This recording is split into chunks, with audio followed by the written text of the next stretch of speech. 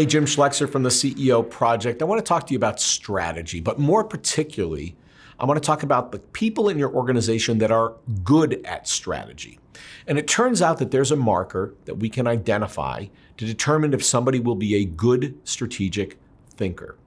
And that is, are they a systems thinker?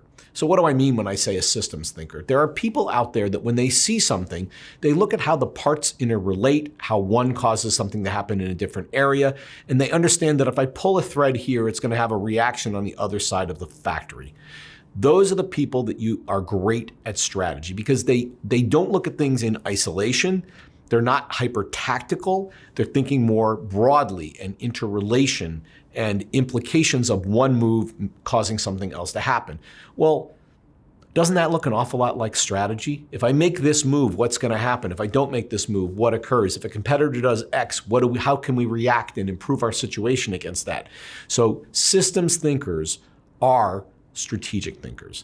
Now, potentially the people around your executive team, some of them are highly tactical, and frankly, they're not particularly good systems thinkers nor strategic thinkers. So when you're forming your group to think about strategy, look for people that have that talent, that are systems thinkers, that look at the interrelations and look at the implications.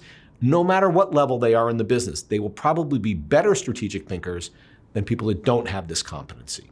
So systems thinking equals strategic thinking. Find those people and you'll get a better strategy.